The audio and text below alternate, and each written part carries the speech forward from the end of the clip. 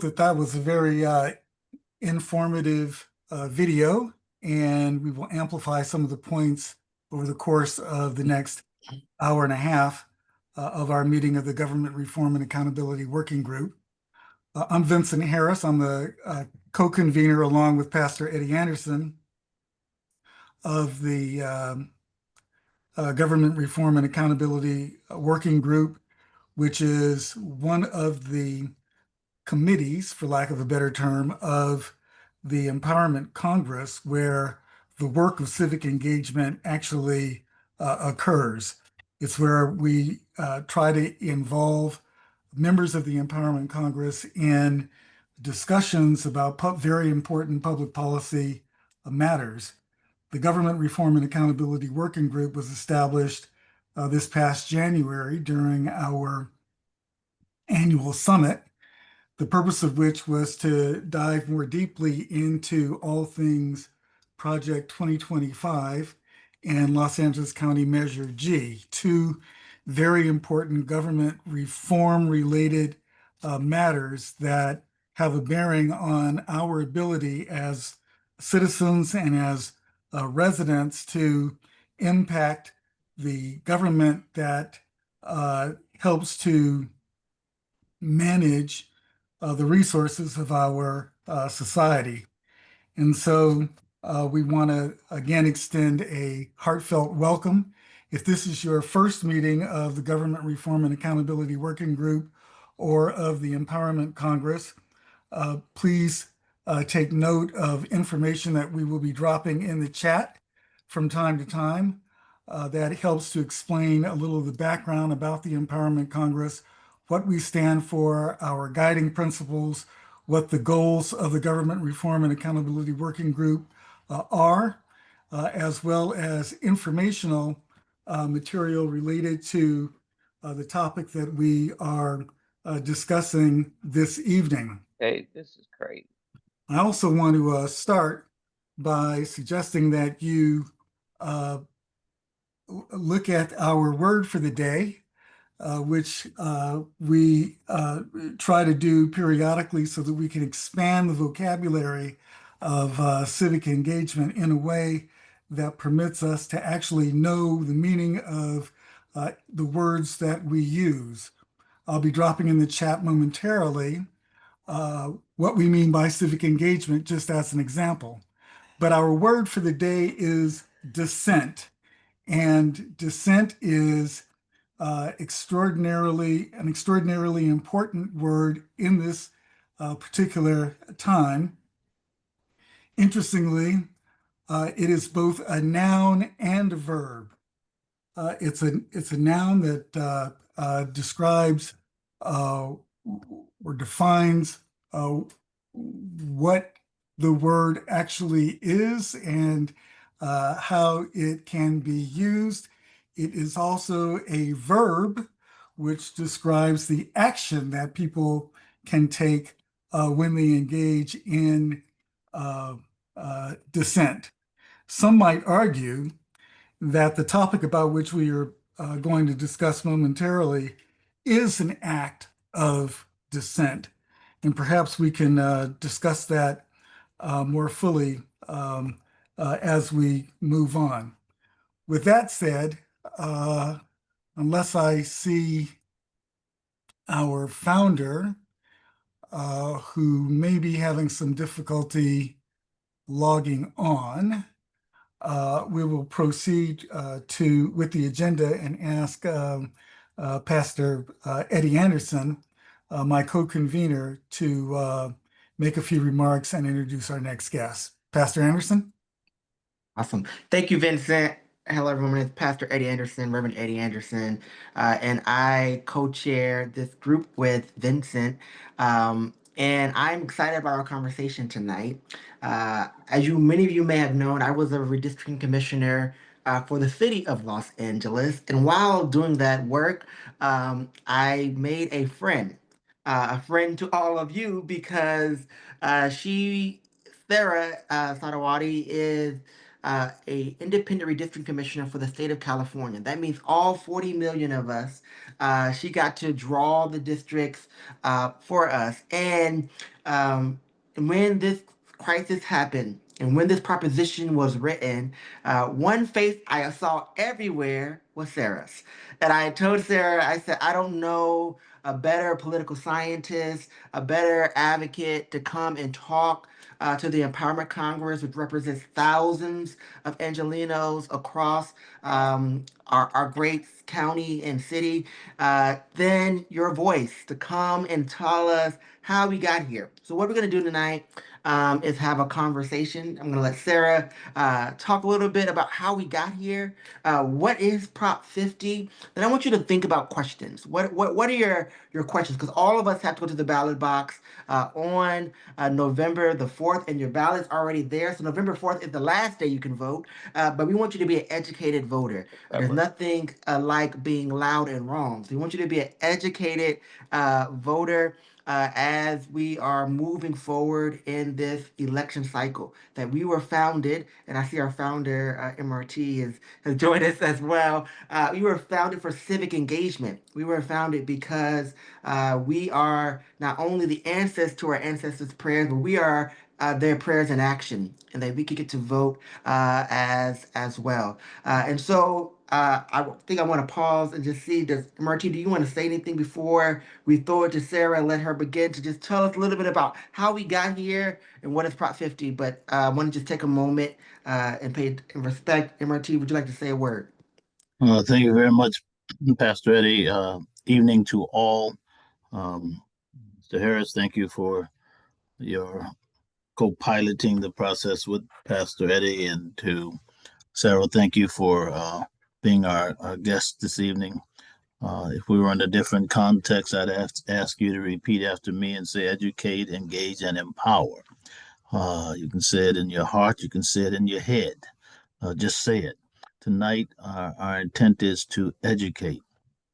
I would just simply leave you with this notion that um, the danger to democracy is illiteracy, and an illiterate electorate um, causes us to have substantial challenges in terms of leveraging our rights, the franchise itself.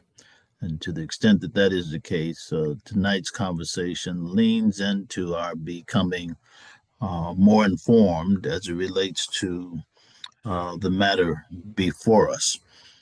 It is intimidating to cast a vote when you um, are not aware of what you are voting for. It is discouraging beyond belief. And so part of the work of the Empowerment Congress is to encourage people by equipping people. Thus, we educate, we engage, we empower, and we're here for it. Pastor Eddie, thank you for the opportunity to share these insights. And I look forward to the discussion and to the presentation itself. Thank you, MRT. I want to bring into the conversation Sarah. Sarah, would you welcome? Thank you for being here. Thank you. Thank you so much for having me. It is an absolute honor to be here, and I hope that I can, add something to this broader mission of educate, engage, and empower, because that is absolutely what is necessary in these moments where so much is under threat. And I want to thank you, Pastor Eddie, for having me, but also for your service on the LA County or LA City, excuse me, Redistricting Commission. And I think in the future that commission is going to look a whole lot different. And I'm excited to see what that'll look like in the future as well.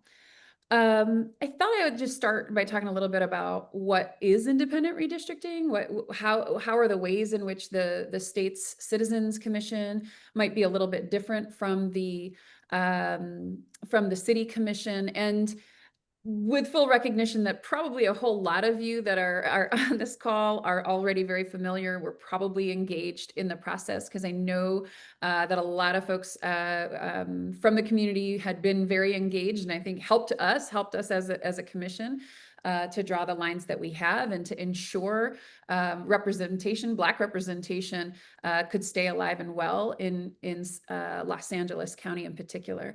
But the state's commission looks quite different from the city. It's perfectly independent, meaning that the state legislature has no role whatsoever in drawing the lines or in certifying them. So we drew as a panel of 14, we drew those lines, and we certified them and handed them directly to the Secretary of State. The state legislature never participated. That is incredibly different from what most other states do. Most other states have their state legislature draw the lines, which means whichever party holds the majority in that state has the power to draw the lines. There's only 4 states that have a system somewhat like California's, and even in that, California is really known as the gold standard, the purest sort of form of independent redistricting.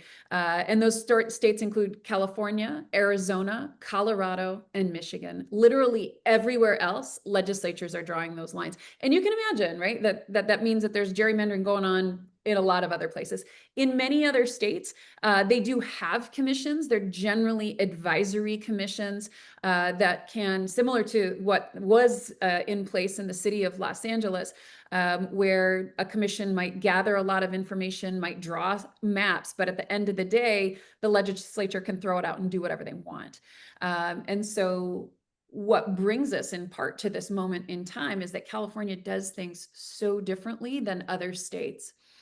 You know, I'm a big proponent of independent redistricting, and I recognize that there's other folks that are feel differently about it. Back in 2008, when it passed here in California, I was doing immigrant rights advocacy work at what was then known as the Asian Pacific American Legal Center, now known as Asian Americans Advancing Justice. And in the civil rights community, we had a lot of concerns about independent redistricting commissions.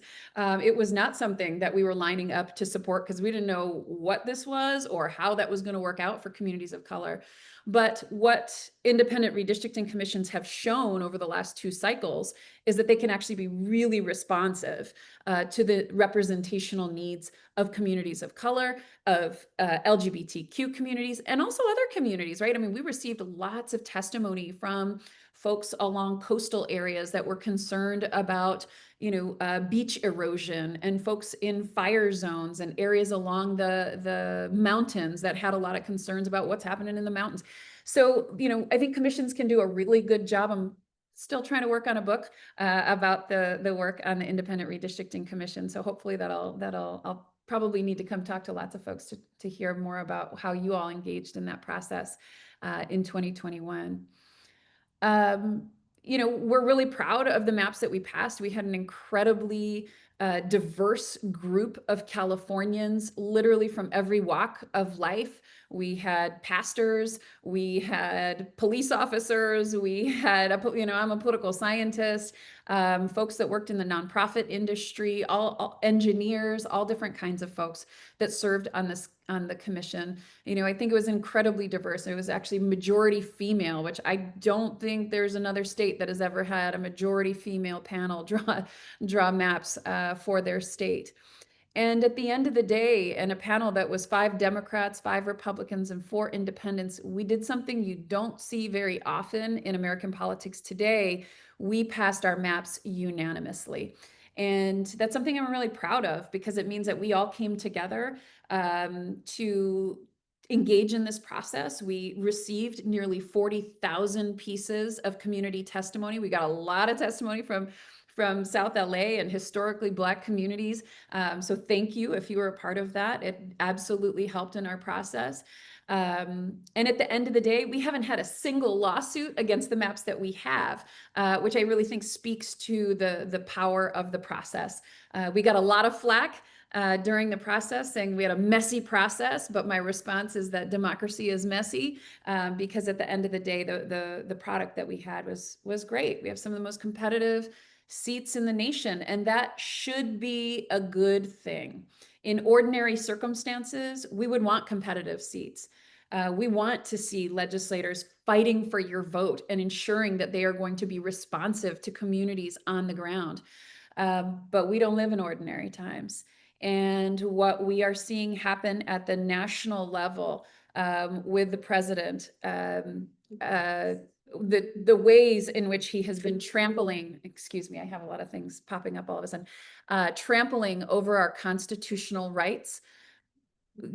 The Supreme Court now saying that racial profiling is essentially allowed and okay. We have seen, of course, the deployment of the National Guard in our communities, with community members being kidnapped off the street by masked gunmen. And so for me, despite the fact that I do believe in this process, I don't think it's the time right now for us to continue to use it, which is why I support Prop 50.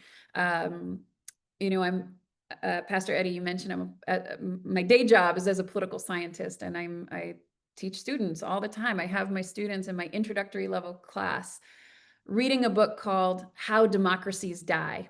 It's a really easy read. It's from some Harvard political scientist, but it's actually a New York Times bestseller, so check it out if you can. They say that there's 4 indicators of authoritarian behavior. I'm going to read them off for you, and you tell me. Y'all probably don't even need me to read them off, but you tell me if it sounds like we're breaking some of these rules, if we're violating them. The first one is rejecting the democratic rules of the game. And I don't know if there's anything more clear that we're rejecting the rules of the game than a mid-decade redistricting, or even when the President of the United States called the Georgia Secretary of State back in 2020, asking him to find him 12,000 votes. It is clear that our electoral rules are not being followed. Number 2, denying the legitimacy of their opponents. A judge's home, I believe in North Carolina, was set on fire just this week after she had ruled against the President of the United States. Number 3, tolerating or encouraging violence. Lots of examples of that. January 6th, perhaps the top one. And number 4, a willingness to curtail the civil liberties of critics. That's happening left and right. So for me, this wasn't a tough question as to whether or not we should toss out the maps of the Independent Redistricting Commission. When I became a commissioner, we had to swear an oath to uphold the Constitution of the state of California, but we also swore an oath to uphold the Constitution of the United States. And if I'm going to do that, then we have to fight fire with fire in this moment. I know I've talked a lot, so I want to pause, and I'm happy to take questions. We can talk more about. Let's have a conversation. Yeah. So let's talk about it, Sarah. So you've talked about how we got to this moment and the context of where we are in this nation. So for folks who are here saying, okay, so what does Prop 50 actually do? Let's get into some nitty gritty so we can educate some folks here. So does Prop 50 get rid of independent redistricting in California indefinitely, or how would that work if you voted yes or no for Prop 50? What would that look like? Right. So Prop 50 is a temporary holding off on independent redistricting. So it removes the current maps that were drawn by the commission for 3 election cycles. And I think this is a big piece of fake news that's out there, is people feel like it gets rid of independent redistricting. That is not true. It puts aside the Independent Redistricting Commission's maps for 3 cycles, 2026, 2028, and 2030. A new commission will be seated in 2031, and we will go back to the commission model to draw the next set of congressional maps. The only way that we would get around that is to again go back to the voters of California in sometime in the future.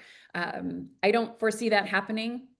So no, this is temporary, and it is specifically in response to the state of Texas starting this redistricting battle. Okay. And so you mentioned Texas, and I know that's been a question folks ask me. They're like, so are we doing what Texas is doing? If a yes vote saying redraw the map? Does a no vote mean, does it change anything for our people? So what did Texas do and why did this measure here? And what does a yes vote mean? And what does a no vote mean? Sure. So President Trump called upon the Texas governor, Abbott, and asked him to find me 5 Republican seats. Right now, the Republicans only have a very slim majority in the House of Representatives. And President Trump would like to have a strong majority in the House of Representatives. He asked Texas to find him 5 seats. You might recall this was a big story back in the summer in which the Texas Democrats in their state legislature refused to show up to the legislature. They did not want to give Texas Republicans a quorum in order to have a vote. But at the end of the day, they did move forward with it. Texas, it has redrawn those maps. And in response, California is saying, then we will engage in this debate as well. Texas and California, though, as I started with, have very different systems in order to redraw. So for Texas, the state legislature is majority Republican. In fact, the state is already pretty gerrymandered. So they drew new maps, they passed them, they're enacted. Here in California, because back in 2008, we passed independent redistricting, and then 2010 is actually when we passed it for congressional maps. Because that was enacted by the voters at the ballot box, that is a part of our Constitution. So the state legislature here in California, technically speaking, does not have that power. So the only way that California could respond to Texas's action was to take this to the voters. And if you think about it, it's actually the most democratic way that we could move aside the Independent Redistricting Commission's maps. We're actually taking it to the voters and asking them, do you want to do this? And this is an opportunity for everyone here to decide, do you want to do this? Do you want to respond to Donald Trump's movement in Texas by saying, yes, we will, essentially what you are saying is, yes, California should respond. Yes, California should also draw new maps to counter what's happening in Texas. Okay, so a yes vote says yes, we draw the maps. A no vote says leave the maps as they are, don't touch it. A question that we have in the chat is what precludes the Republicans in any state without independent redistricting from redrawing their maps again? How do we not get into a redrawing arm race of sorts? We absolutely could. And certainly Missouri has been talking about it. Other states are potentially looking at it. Other blue states are potentially looking at redrawing as well. So New York, Illinois, those are all places that they could potentially also redraw and push Republican seats out. Here in California, those maps have already been drawn. So if you've received your ballot in the guide that goes along with it, you'll actually see the old maps and the new maps that have been redrawn. You can also find them online. Actually, I really like Cal Matters, the news organization, the nonprofit news organization, has a really great interactive tool where you can see, you can put in your address, see what your current district looks like, and take a look at what is being proposed in Prop 50 for you specifically. So thanks for bringing that up. So talk about other states doing the drawing, and I read the other day that Reginald Cleaver, who is a black politician from Missouri, there was targeting his seat. And I read another statistic point that said there are, what, 435 congressional seats. And of those 435 congressional seats, there are 60 African American Congress people. And that if redistricting goes the way in which the president wants, that will reduce those seats by half to 30. So what does California gain by redrawing the maps? And what does California gain? And then also what does the country gain if we do redraw the maps? California presumably gains 5 more Democrats. That's the way the maps have been drawn. Currently, there are 9 Republicans that hold congressional seats in California.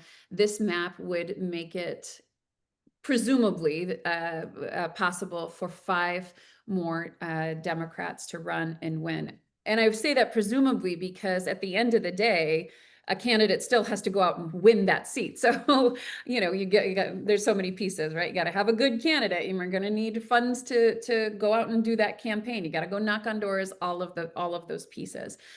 So California presumably would gain 5 more Democrats, but y'all are right. Like, it's a race to the bottom. This is not the race that I would like to see. In many ways, I support Kevin Kiley's bill to not have any mid-decade redistricting. We shouldn't, right? We should let the map stand. In particular, when it comes to Black representation, it becomes then a voting rights concern. So when I was on the commission, well, I'm technically still on the commission, but when we were drawing, I was a part of heading up our compliance efforts with the Voting Rights Act. So this was something that we looked at very closely, was, where, when, why, under what circumstances do we need to draw majority minority districts or influence districts to ensure that the Black vote, the Latino vote, in some instances the Asian American vote, can be loud enough within a district in order to elect a candidate of your choice, which is the language of the Voting Rights Act. The big question that I have at this point in time is whether or not we will continue to have a Voting Rights Act to even bring these lawsuits. There's a lawsuit right now from the state of Louisiana. There could be one actually in Texas. Things are moving really fast. And we know that in the Supreme Court, they are looking to overturn precedent. So certainly Section 2 of the Voting Rights Act, which is the section of the law that allows us to draw these majority minority districts for communities of color that have been historically shut out at the ballot box, is under fire. But to your point, if there's a lot of Black electeds who are being targeted, assuming everything stays the same with the Voting Rights Act, you should be able to bring Voting Rights Act lawsuits. And no doubt LDF and MALDEF and other legal organizations are watching this very, very closely, as I know that they're very much involved both in Texas and Louisiana cases. Awesome. Yeah. Vincent, I see your hand is up. Yes, my hand was up because I wanted to just underscore the presumption that Sara described as a feature of this whole conversation about votes and seats. The assumption is that by redrawing the boundaries, there may be as many as 5 additional Democratic seats. But there are other variables that we need to keep in mind, the most significant of which, in my mind, is the failure or unwillingness or inability of a good third or so of the voting age population that doesn't even vote. Yeah. And we should not make the assumption that should we get them to go to the polls, that they will vote for Democrats. Because in the last election, I think the data will show that Donald Trump was more successful at getting low propensity, low information, low turnout voters to the polls than his opponent, Kamala Harris. Now, part of that, of course, is based on that appeal that he made to grievance and to racism. And we know that grievance and racism can be powerful motivators for people who are protective of certain privileges that they may have. But we shouldn't assume that just because these seats are drawn to favor Democrats based on partisan registration, that they will automatically elect Democrats. By the same token, we shouldn't assume that the seats that were drawn by the Texas legislature will automatically elect Republicans. The problem, however, is that Texas has a much longer and storied history of voter suppression than California does. And if you look at the turnout between 2020 and 2024 in Texas, you can see the impact of that voter suppression. So I appreciate the opportunity to at least make that observation, but I wanted to do that before I ask the question of Sarah. Uh, let's talk about the day after the election. Mhm. Let's assume that the yes on Proposition 50 supporters are successful and get a 50% plus one majority. What is the messaging that flows from that? What will that symbolize? How would people who are concerned about the slide toward authoritarianism, how should we view California voters' support for Proposition 50? My sense, and I think others might feel differently about this, but my sense is it is California voters offering a strong rebuke of the Trump administration. I think it is California saying, not on our watch. I don't think this is just about redistricting.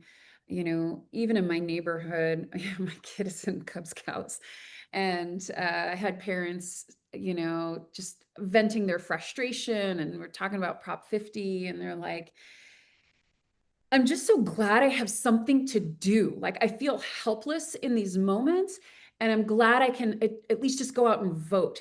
And I think that that's a general sentiment amongst many Californians, not all, obviously, but certainly amongst many Democrats, of like, I don't know how to respond when we have the National Guard on our streets. I don't know how to respond when my neighbors are being forcibly removed, detained, and deported, but I know that I can go and vote.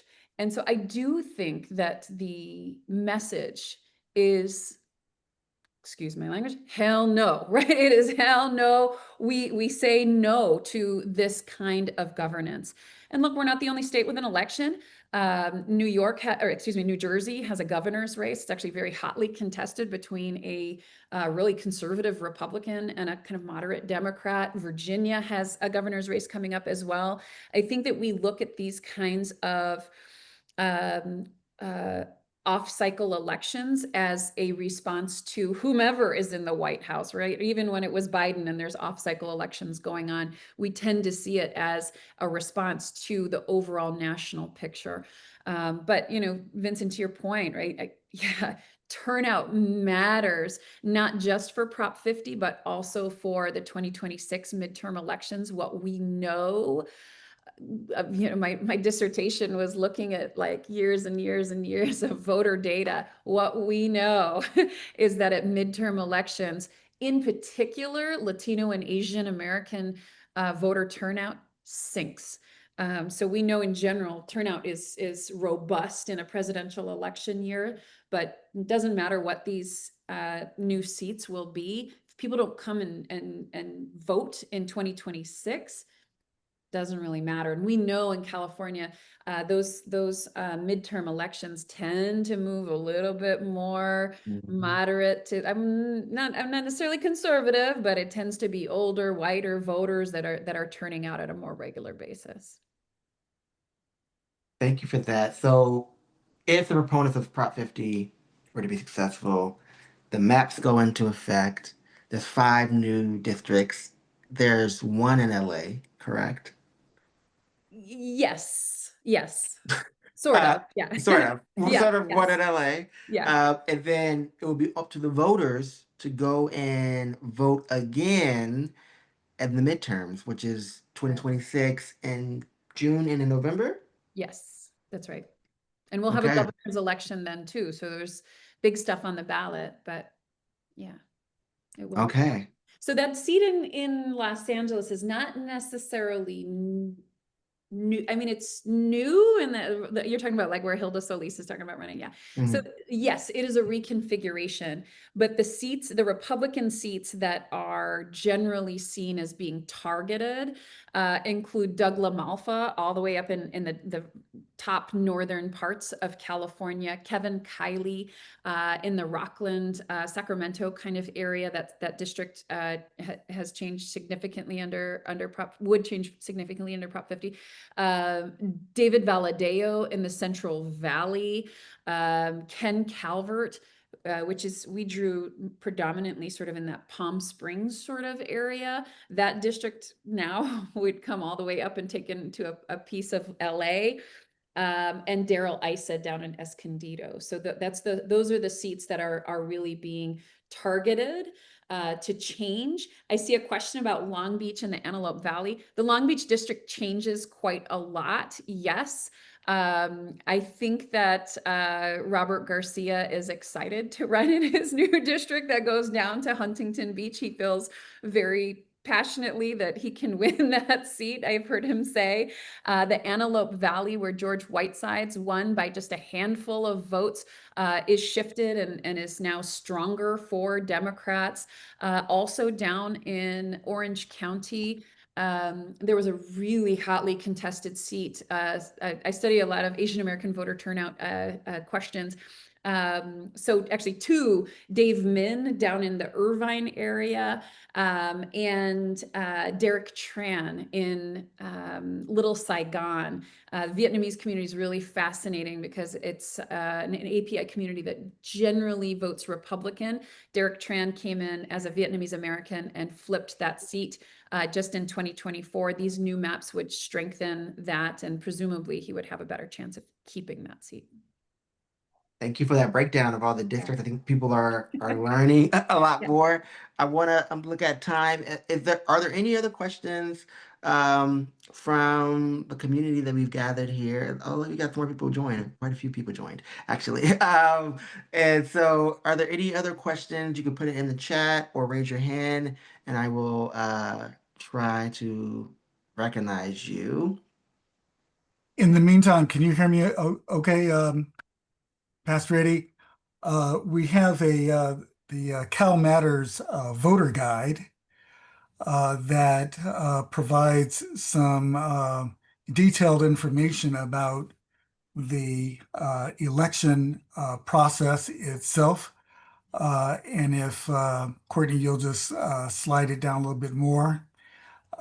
Please note the important and significant dates. You should all know, I think you probably have all received ballots by now, or certainly within the next couple of days. I know that everyone in my household has received our ballots. And just for the record, as a feature of the No Kings activity on October the 18th, there are those who are going to consider submitting their ballots on that day as part of their sort of silent participation in the No Kings effort. I think further down this ballot summary, there's some interactive maps. Sarah, I don't know if you would like to zero in on any, but we'll put this link. We've already put this link in the chat for you all to access the same document. Let's put an address in. Let's put an LA address in for just a moment. Courtney, could you type in 1155 South Grand Avenue,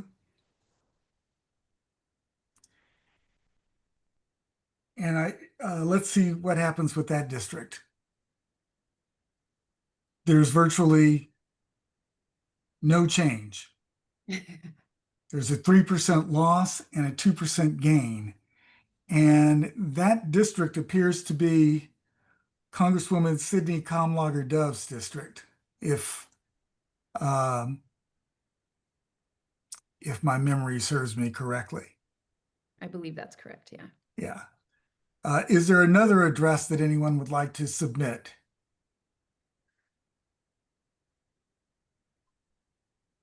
Let's go with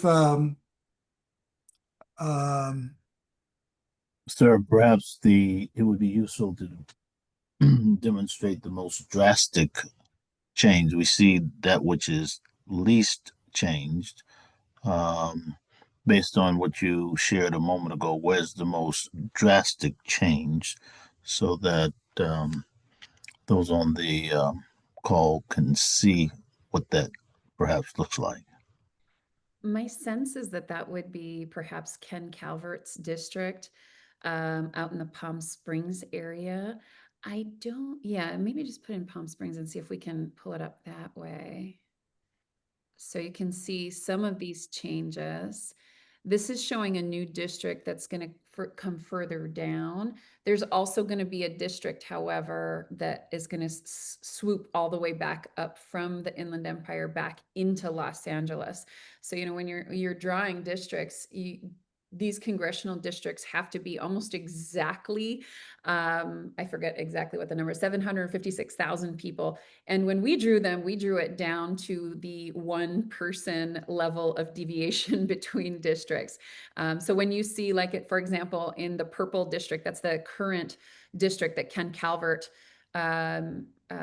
represents, you can see all those teeny tiny little boxes. And sometimes people will see that and say, oh, it must be gerrymandered. Actually, that's us drawing out the general shape. And around that district are 2 VRA districts as well, which is why this district wound up with a funny kind of shape. But all VRA. VRA is the Voting Rights Act. So around them were 2 Latino majority districts. And so those are mandated under the Voting Rights Act under Section 2. And one of the things we're really proud of for the commission is we expanded the number of Latino majority minority districts significantly in the maps that we drew in ways that legislators had never drawn before. We added, I believe it was 6 additional Latino majority minority seats that we identified as being required under the Voting Rights Act, while maintaining opportunities for Black representation and Asian American representation at the same time. So this district has that funky sort of shape largely because of that. But unfortunately, it's showing this district that's now going to go further down south. I think there's another one that takes parts of this area and swoops northward towards Los Angeles as well. Long Beach, specifically the representative who's ecstatic, Robert Garcia, might be interesting to take a look at his, as well as the seat that Hilda Solis is aspiring to. Yeah. This is all by way of example of what's happening in the process. Yeah. So you can see here, and again, I didn't have a hand in drawing these new maps, so I don't know all of the specifications of them. But the purple maps, the ones that we had drawn for the commission, one of the things that we did, we don't take a look at the partisan voter makeup at all. We do not consider incumbents. We literally wipe the map and start from scratch. So we did not take into consideration who's holding what seat. What we know now was that in the center of Los Angeles, the seat that had long been occupied by, I am blanking on her name, Edward Royball's daughter. Lucille. Lucille, thank you very much. That district had like 80% of the district was Latino voters. Well, CVAP, citizen voter age population.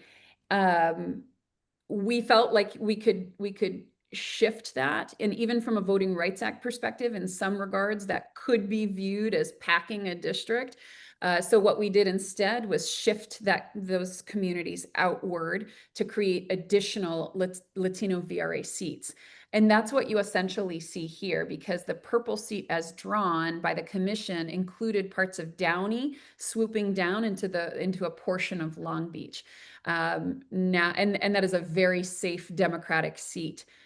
This seat, going from Long Beach down into taking a portion of Huntington Beach, will, I would gather, be much more competitive. Huntington Beach is generally seen as a Republican stronghold, though they have had mayors who were Democrats in the past. So it will certainly be a more competitive seat, but I think my understanding is Robert Garcia is ready to take that on. And he had been the mayor, longtime mayor of Long Beach, and feels pretty confident that he can pull it off, I suppose. Thank you for that. It's good. I want to look at the maps and to see how much you lose or gain. And these are small percentage points. You know, it's less than 10%, it seems like in most areas, but that can flip how Congress votes. That can flip if democracy is continued in our society, or if we got to fight a little bit harder for that. And so, thank you for those insights and showing us on the map how it actually plays out. You've been great for us. I'll ask one more time if there's any other questions, and then I'll give you a point. And Marty, you have something else you want to say? Good. Oh, okay. All righty. I was just going to respond. I think it's Janet had asked about if Cal Matters made a recommendation. I don't know. I don't believe that they have, but I know that the SAC-B and the McClatchy papers that it's a part of have endorsed Prop 50. I actually did an editorial board call with them. So I know for sure that the SAC-B has endorsed Prop 50, and you can find that endorsement available online. I don't know if the LA Times is going to, my understanding is their editorial board is now defunct, but I don't know if they'll issue a That is correct. It is a little defunct at this moment, trying yeah. to get the cells together. Yeah. So we thank you, Sarah, and we from the Empowerment Congress for spending some time with us to Pastor educate us. Pastor Anderson, I think there are two Oh, questions, one from Dusky and one from Rhonda. Dusky asked the question. She said she just checked 4 addresses from NoHo to Chatsworth, and all 4 show dim losses. I think my sense, if we're looking, that sounds like it's in the Valley. The Valley votes pretty consistently Democratic. So I guess my question would be, what's the overall percentage of Democrats then that are going to be in that district? Because sometimes a loss of 2%, if that district was already, I don't know what, 65% Democrat or something. Those aren't metrics that we looked at from the commission standpoint. But if you go from 65 to 63, you're still going to elect a Democrat. So I think it depends on what the overall percentage is. And in general, North Hollywood to Chatsworth is typically voting. Well, there was one, I think Granada Hills was 8% lost to Dems. And I have a Zoom meeting with that group tonight at 7:30. Okay. And I'm getting to break the news to them. Hey, y'all, I checked all your addresses, and guess what? Y'all gonna have to work a whole lot harder than we already did, electing Karen Bass and a whole lot of other people. So yeah, that's kind of, yeah, even where I live across the street from Burbank Airport, yeah, it's 2% lost. But the Granada Hills, North Hills, it kind of worrisome there. Yeah, I would guess that a part of that is some of the shifting that went on for that George Whiteside's district up in the Antelope Valley.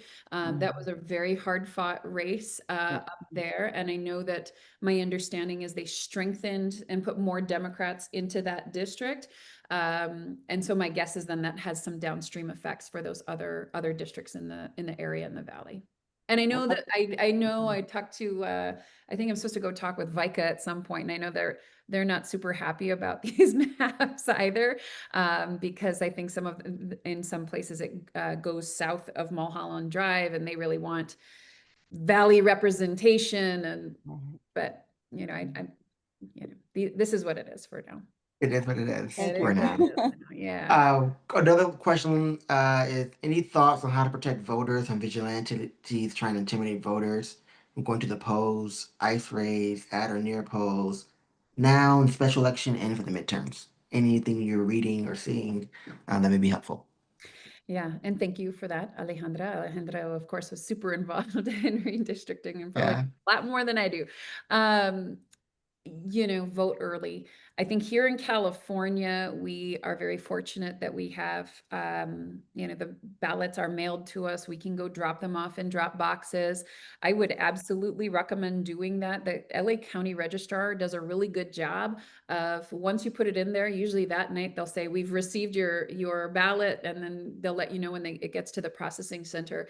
This is absolutely a concern that I have for elections, not just this year, but for 2026. Absolutely. I mean, the National Guard being deployed in all of these cities, most of these cities being run by Democrats, right? And tend to see in urban areas is where most of the Democrats are concentrated. Yeah, I mean, are they going to be there to intimidate voters? I mean, these are the kinds of constitutional issues that we need to be concerned about. These are the kinds of democratic rules of the game that are being violated. And I'll just say one last piece for Prop 50. I don't hear a whole lot of other folks talking about this. One of my big concerns that, there's a lot to be said about, Democrats will control the House and then they can put back into place Medicaid and women's rights to choose. And all of those things are really important. However, and maybe this is me just being, a scaredy cat or something. I don't know. I don't know what you want to call it, but Donald Trump has said that he will take a third term.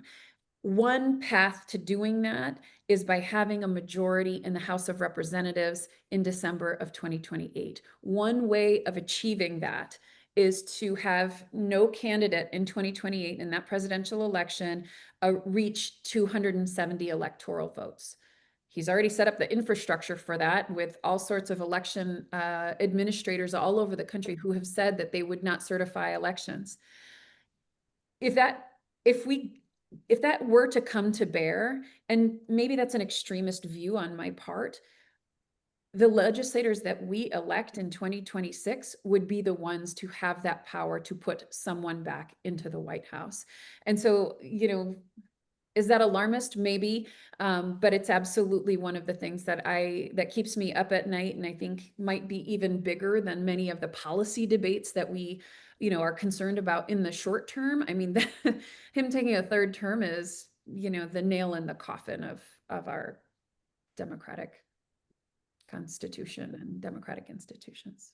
So, Thank on that you. happy note. Thank you for that, Sarah. I mean, I guess as you end on a happy note, I always like to end a little bit on hope. So, as a political scientist, what is your hope for civic engagement and voting rights in this season of our country? I have the good fortune of spending my days with people generally in the age bracket of 18 to 22. And they are my greatest hope. We talk about this all the time, that they will be the generation to change the course of this nation. They're a unique generation. I mean, they are a majority minority generation. There are more mixed race kids and kids of color in that age cohort. And they've grown up in really uncertain times. They ask a lot of questions about our government and why it's not working for them. And I think those are the right questions to ask. And they're usually willing to have hard conversations. And my greatest hope is what they will bring to the table now and also into the future. Sarah, before Pastor Eddie concludes with the benediction for this segment of the conversation, I don't think we got to Rhonda Jones, who had a question. Rhonda? What was Rhonda's question? Oh. Yes, can you hear me? Yes. Okay. In line with what you just spoke about, Sarah, with the young people, and then also touching back on another portion of the conversation earlier in regards to people rushing to the polls during presidential, but then laxing off during other times for voting. And also those people who voted towards Trump because they were not the ones that you generally engaged with in that regard, and that I think, just from sitting back, and I just have to be honest in how I feel every day, and speaking to people, we're all feeling overwhelmed, and I don't think it is something to take light that people are frightened, and that they do want to have something to do. Um, and I think we no longer have the luxury of waiting for someone else to do it for us.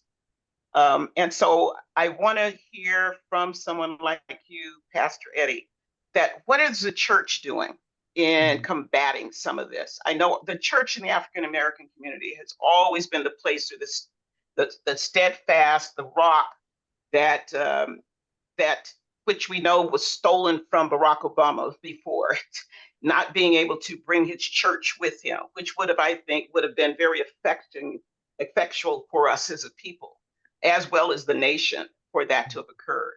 But now it's okay for other people to bring in certain evangelists that are speaking on the hate side and has nothing to do with my God or my Jesus as a Christian.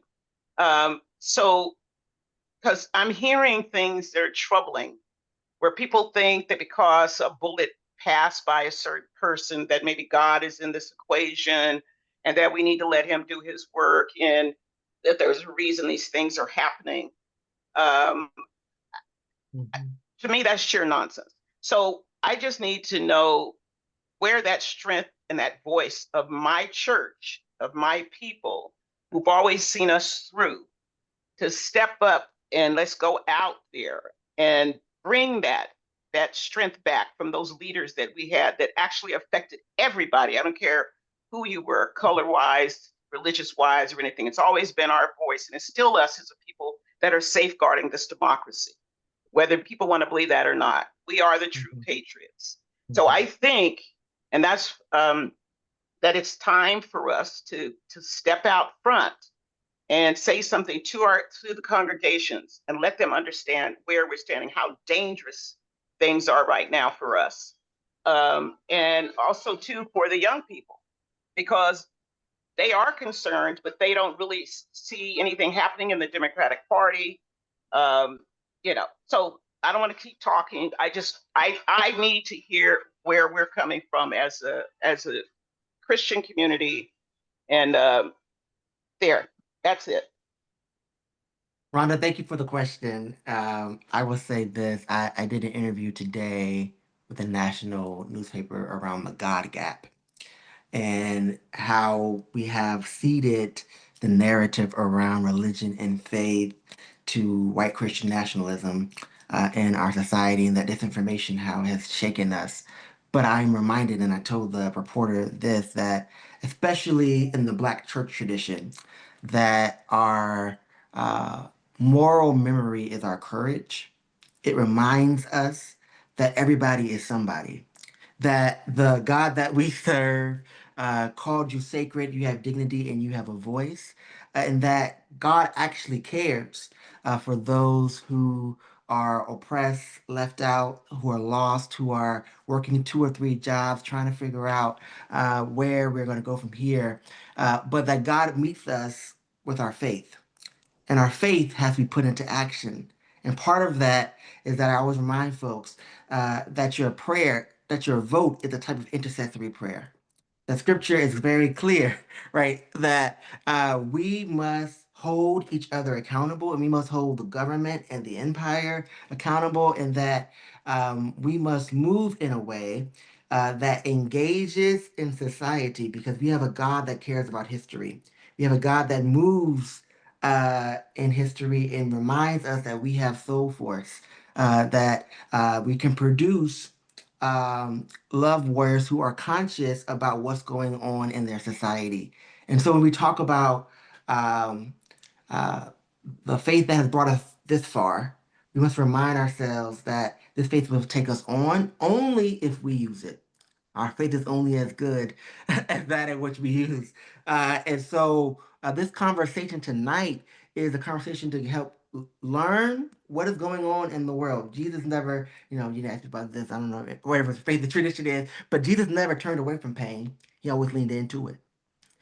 He went out of his way to figure out what were the pain points in order for us to move and go forward together. And I think this conversation is just another pain point. And the question for all of us is, what does your faith call you to do? What does justice look like? What does equity look like? What does healing look like, not just for yourself, but for the nation? And so we encourage, I think, at the Black Church, we've always said that the Black Church is good for organizing because in that place, whether you are a doctor, a lawyer, a janitor, or someone who's trying to figure out if God still sees them, you have purpose.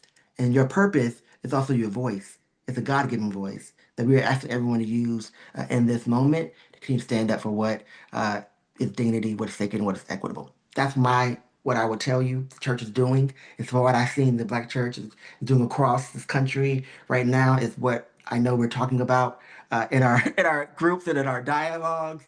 We're wrestling with how do we activate our faith because we too have to answer for if we did nothing. That we don't want to be the people that God says, let me repent for having created you in this season. But we are here for such a time as this. And with that, I will say to Sara, thank you for joining us in this time, in this season. We asked you to stay till 7. You stayed till 7:05. And so if there's other questions, we'll have them put them in the chat and we will email them and maybe you can send us some responses as well. Let's give her, a virtual round of applause for being with us tonight. I know you have children you need to take care of and do all those things. So thank you for your time tonight and have a blessed night and continue to stay in the fight. Of course. Thank you so much for having me. And hopefully sometime I can come back. We can still talk about Measure G as well. Yeah. Oh, you said it. I'm going to text you. Mhm. All right. Happy to do Y'all heard it. it Happy here. to do it. All right. All right. Take care. Thank you all for that conversation.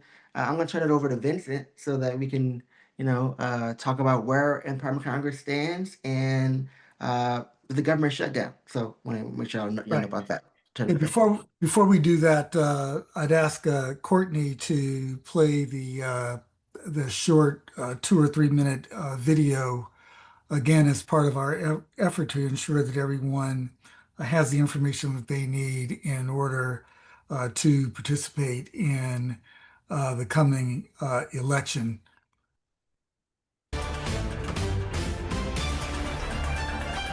Now to the redistricting battle. We're now less than a month away from California's special election November 4th, and many people have received their ballots or will be getting them this week. Yeah, voters will be weighing in on Proposition 50, the only question on the ballot. ABC 10 political reporter Jenny Huh has a few important reminders before you vote. If you're a registered California voter, you may have seen a series of pamphlets in your mail, a statewide and/or county voter information guide, and your ballot. Here's everything you need to know to cast your vote. On November 4th, you have the power to stand up to Trump.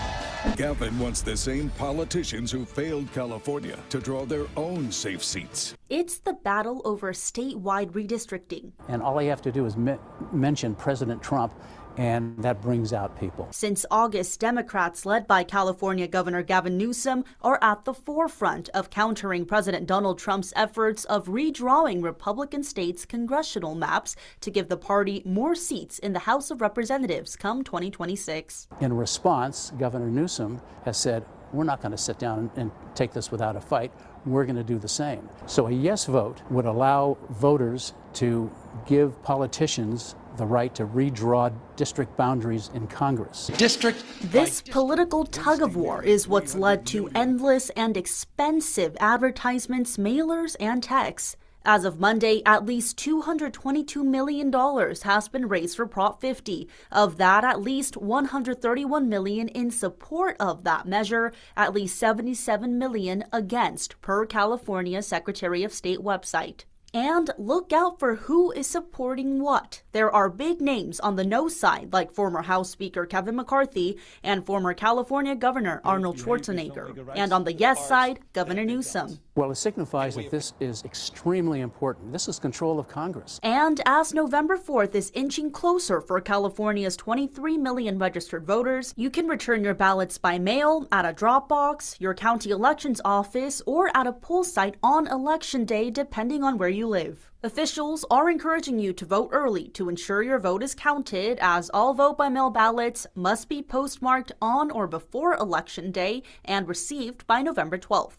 Remember to seal and sign the enclosed ballot return envelope. It is in the hands of voters, and it's really in the hands of mail-in voters. You may have also seen this pamphlet. It's a correction to the initial voter information guide, which mislabeled one of our congressional districts. At the state capitol, Jenny Huh, ABC 10.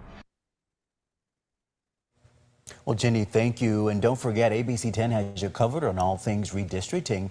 Just head over to the ABC 10 Plus TV streaming app for a 30-minute special. All right. Thank you for that. Before I talk a little bit about the where we are with regard to the federal government, I see that there's still two hands raised. Someone with the name iPhone. Oh, I'm sorry. This is Rochelle. Good evening. I forgot to rename myself. Good evening, everyone. Good evening.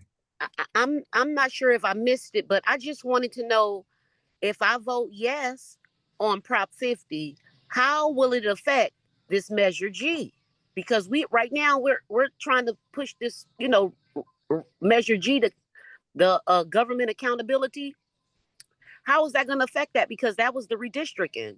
So that was my question. If I vote yes on 50, how will it affect this Measure G that we have in our city? Yeah, it won't have any direct impact at all.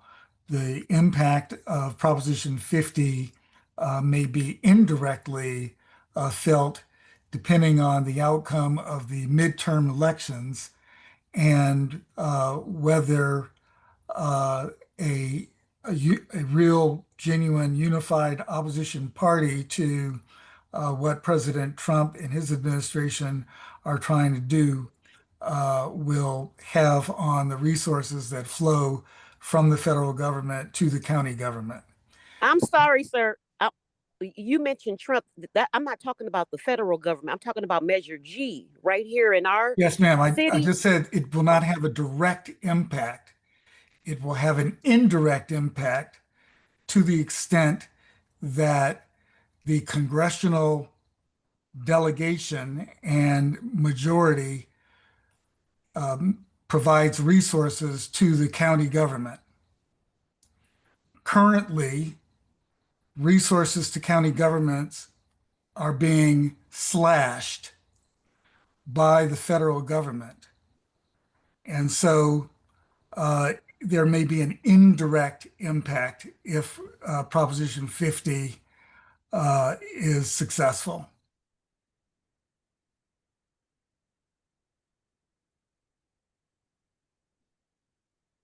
Is that okay? Does that make sense? Okay, Joanne, did you have a question? I kind of had a statement. I wanted to make a statement when we were talking about our churches and our faith. One of the things that sometimes when something happens, it can have unintended good consequences.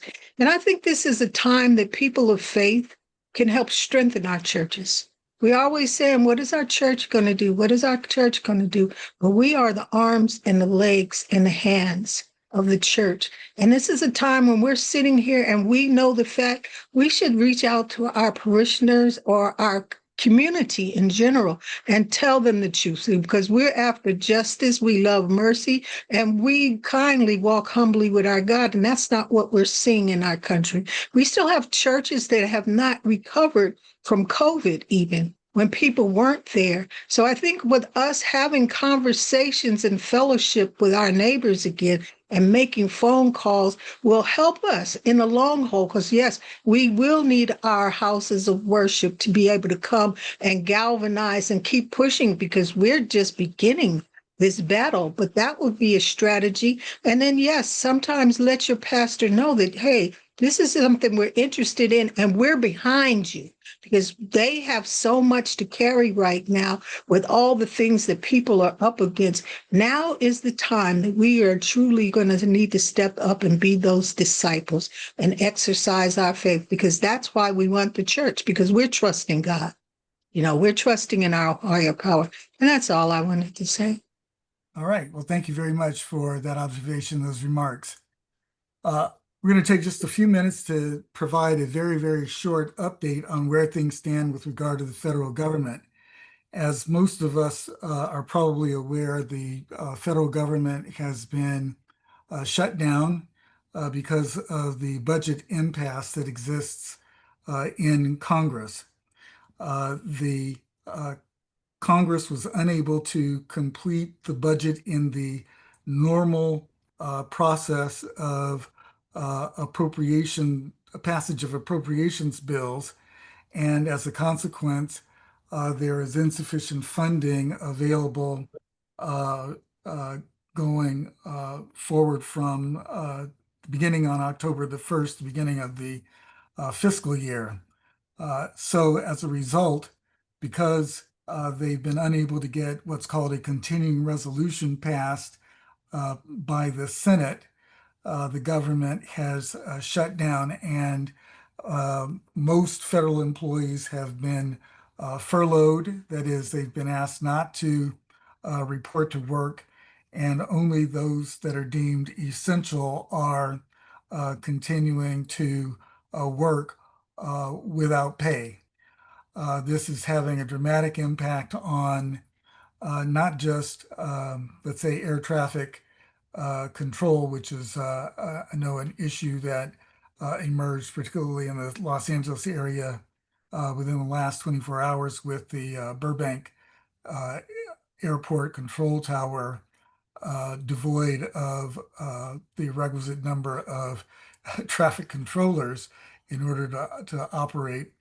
But it also has an impact on those health and safety functions associated with the United States Department of Agriculture, which conducts inspections of our food supply and other vital public safety related functions.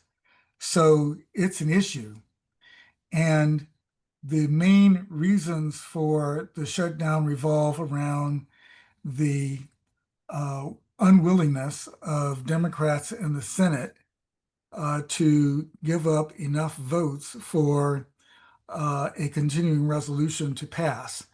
And the reason they've given revolves around three, maybe four things that we've expressed concern about here when we discuss Project 2025. The first has to do with federal funding of healthcare.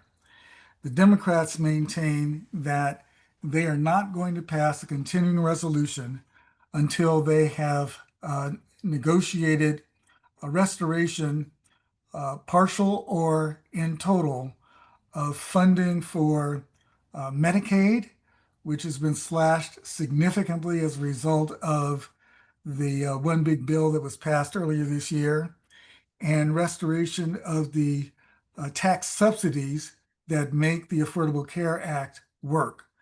So those are the healthcare financing is a major piece of this discussion. And for those of us who have expressed concern about cuts to Medicaid and the Affordable Care Act, the Democrats are doing what we would want them to do in this circumstance, and hopefully they can prevail on their Republican colleagues to restore funding for those two vital healthcare coverage financing elements. The third piece has to do with what happens to the federal workforce.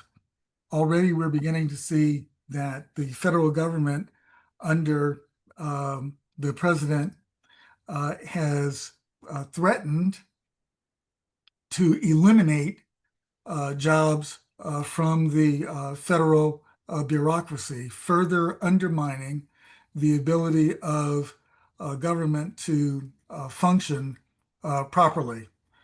And this poses a significant challenge for those of us that have been talking about Project 2025, because the termination of these employees would be a major step in the effort by the administration to refashion the federal bureaucracy and the administrative state that it operates in a way or on terms that are very favorable to the creeping authoritarianism that we have been witness to since January 20th.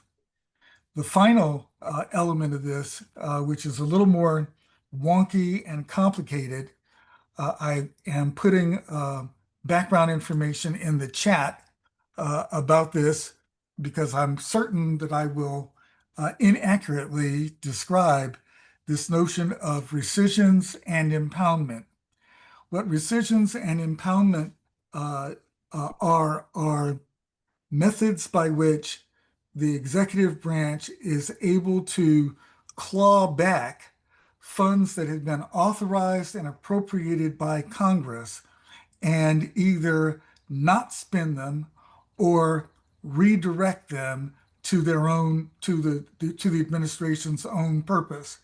And so one of the things that the Democratic leadership is seeking to do is to make sure that the Trump administration is constrained from being able to use this technique of rescission and impoundment to cut programs and services that they don't deem to be a priority in this administration. And so these are all very, very important issues that are a main feature of the effort to open or reopen government. These are the elements around which there is a hope that there will be some negotiation between Leader Jeffries and Leader Schumer and the Speaker, Mike Johnson, and the Majority Leader in the Senate. I forget his first name, his last name is Thune, and the President, Donald Trump. So that's what I wanted to say about the federal government by way of update. Are there any questions before we move on to the next topic on the agenda?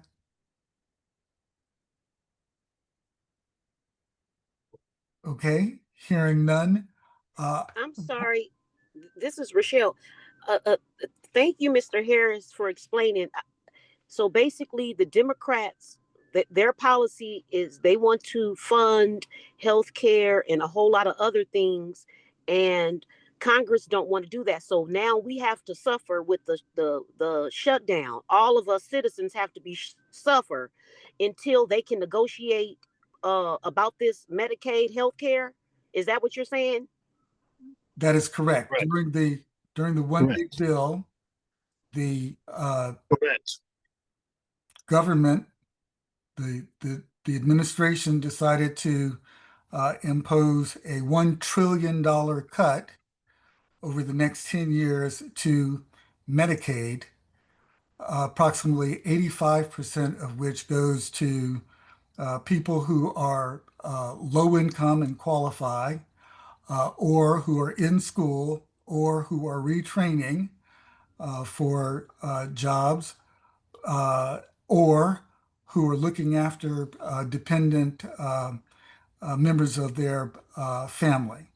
Okay, thank So you. I'm glad you explained because when I was looking at the news, and that's why it's good to do grassroots, the news was saying that Schumer, he wanted to fund only non-citizens, and the yeah, rest of that's it's Congress, completely they inaccurate, Rochelle. right. That's what I'm saying. So I'm glad you explaining it to me. Yeah, That's what they were saying because he wants to fund non-citizens. That's why they want to do the government shutdown because they want low that government. is a Republican talking point that is Oh, inaccurate. okay. So it's everybody. So they're cutting everybody, not just non-citizens, citizens too.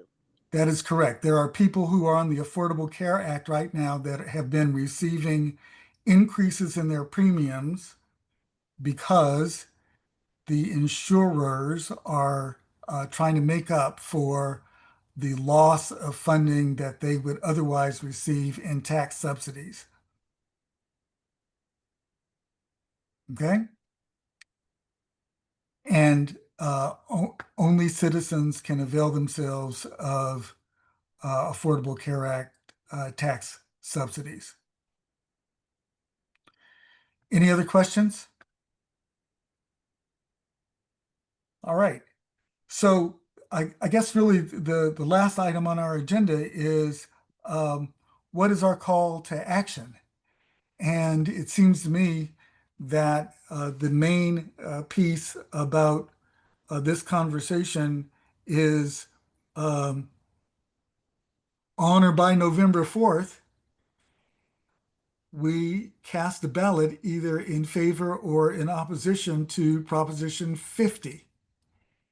That, it seems to me, is the most important call to action that we on this call can have. There are others. There are people who are organizing a No Kings protest on October 18th. And for those who are interested in doing so, they can go to Mobilize Us, which is a website that I've included in the chat over the past several meetings to find out about activities that they may be interested in participating in. I'm putting that in the chat currently. And so there's stuff related to the October 18th event.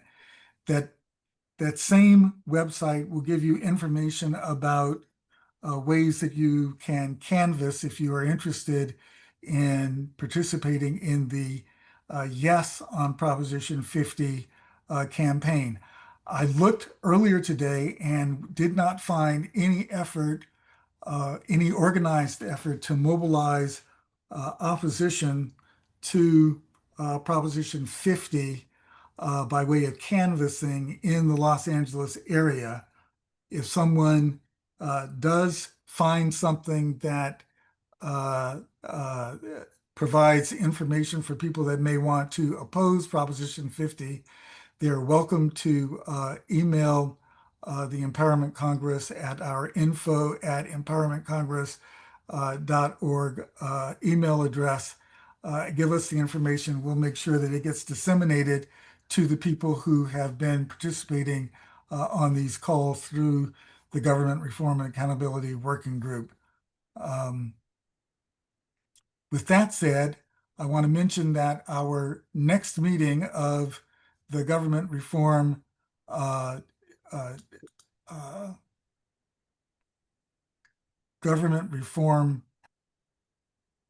Working Group is 2 weeks from tonight on October the 21st. The next meeting of the Governance Reform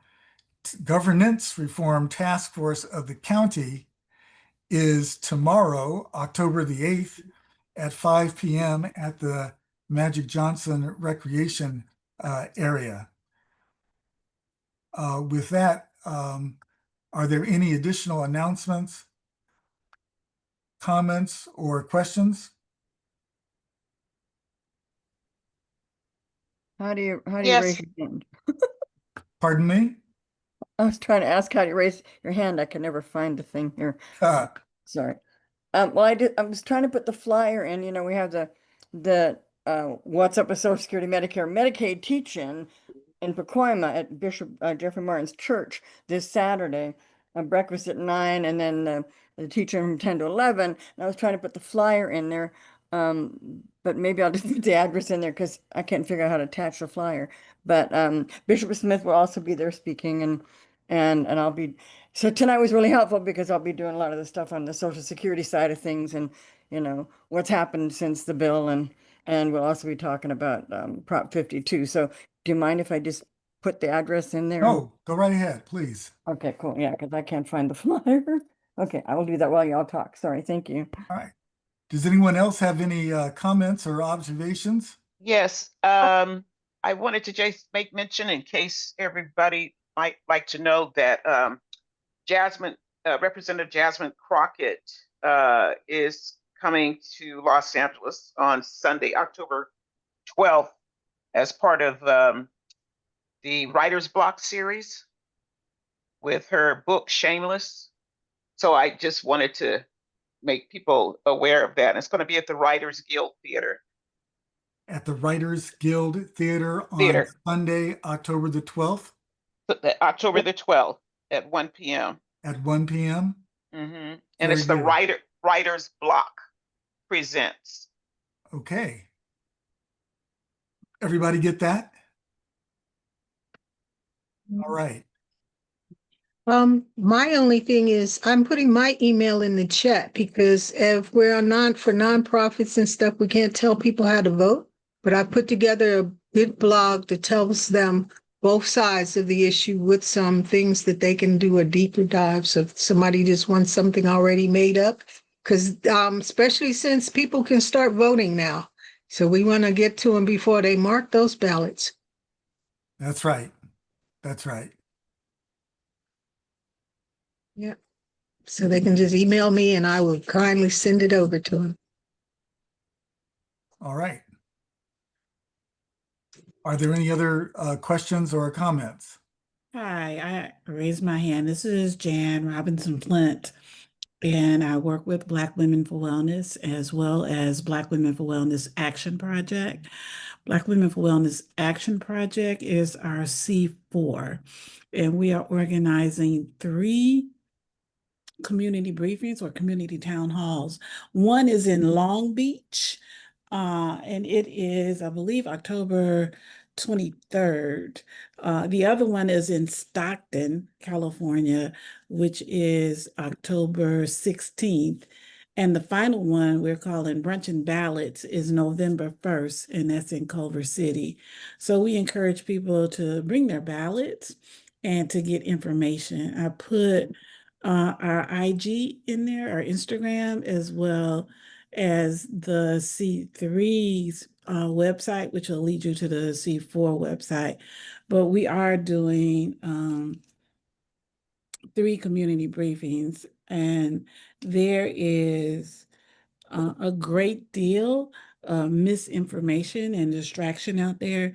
And that's why we are absolutely doing these community briefings so people have a chance to ask questions and get the kind of information that Sara shared tonight, as well as you, Vincent. Thank you so much. You're welcome. And Janet, I think that there is an interest on the part of the Empowerment Congress to have your organization be a partner in our effort to organize a gubernatorial candidate forum as part of our annual summit this January. Okay. January the 17th, 2026. Our organizing is already underway. And I can't remember if we sent a letter to you or not, but there will be one forthcoming if we did not. If you have, I haven't seen it, but you Okay. know, that just is what it is. Lakeisha Camise, who is our interim policy director of the C4, is on this call also. So please make sure we share the information with her. I see her hand up right now too. Yeah. Lakeisha? Yes, and I'm sorry if I skipped over the Miss Joanne who has her hand up. I will drop my email in the chat. Please reach out to me and so we can partner and assist in any way possible. That would be great. Thank you. Joanne, did you have a question or comment? No, I'm sorry. I just forgot to take my hand down. All right. Well, let me ask the founder if he would like to make any final remarks before we conclude our meeting. Thanks very much, Vincent. We also give Vincent a round of applause virtually, and the same for Pastor Eddie. We take the opportunity to make it clear that this is what educating, engaging, and empowering is about. We thank you for spending time with us tonight to learn about what we are doing and how we are doing it. The additional point we wish to make is on a Thursday, there is another working group on the question of homelessness. And to the extent that you are available, we ask you to go to the Empowerment Congress website to register to join that working group. The composition of Congress as it relates to Measure 50 or Proposition 50 is critically important in terms of how Congress seeks to address the homeless crisis throughout the nation. Vince has already made reference to what we are going to be doing in January and a lot between now and then. And so hang in with us, invite others, consider yourselves an army for good. We are soldiers in that army. And to the extent that that is the case, make yourselves deputize yourself. Get people to turn out and vote on the 4th of November and leading up to that point in time. That's our charge. That's our challenge. That is the action instruction for this evening. We thank you for your presence and your participation. Go forward and sin no more.